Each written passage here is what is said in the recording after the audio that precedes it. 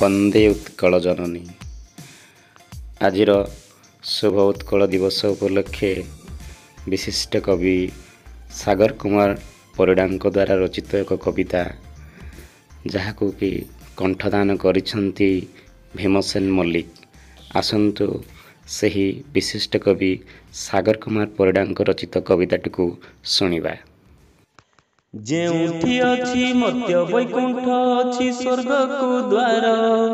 ଭକତ ପାଇଁ ଠାକୁର ଯହିଁ କରନ୍ତି ଯୁଦ୍ଧ ଘୋର।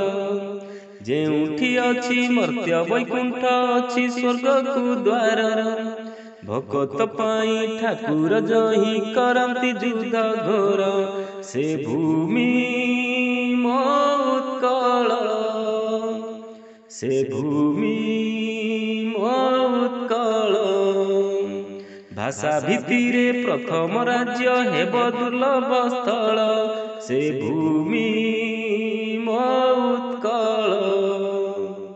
ନୀଳ ସାଗର ଉର୍ମି ଯାହାର, ଚରଣ ନୀତି ଧୁଏ। ଯାଚାରୁ କଳା ବିଶ୍ୱବିଖ୍ୟାତ, ସୂର୍ଯ୍ୟ ମନ୍ଦିର କୁହେ।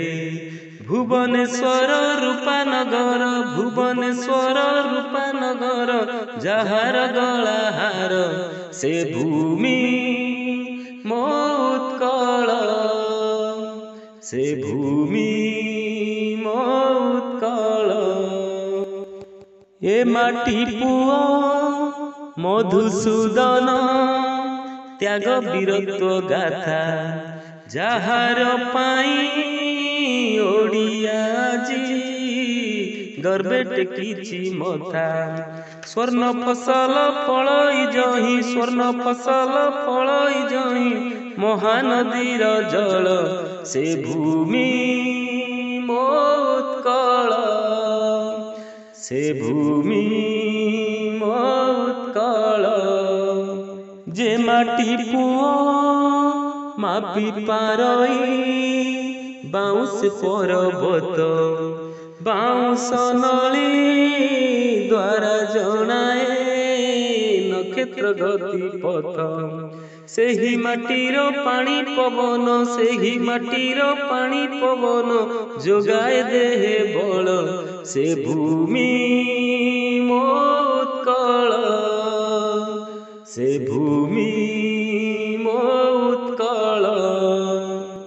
ଆଜିର ଏହି ପବିତ୍ର ଦିନ, ପାଳିବା ସର୍ବେ ଆସ। କେତେ ପ୍ରାଚୀନ ଆମ ସଂସ୍କୃତି, ଗାଉଛି ଇତିହାସ। ତାହାରି ପାଇଁ କରିବା କାମ, ତାହାରି ପାଇଁ କରିବା କାମ। ନେଇ ଏକତା ବଳ, ସେ ଭୂମି ମୋ ଉତ୍କଳ। ସେ ଭୂମି ମୋ ଉତ୍କଳ। ଯେଉଁଠି ଅଛି ମର୍ତ୍ତ୍ୟ ବୈକୁଣ୍ଠ, ଅଛି ସ୍ୱର୍ଗକୁ ଦ୍ୱାର। ଭକତ ପାଇଁ ଠାକୁର ଯହିଁ କରନ୍ତି ଯୁଦ୍ଧ ଘୋର।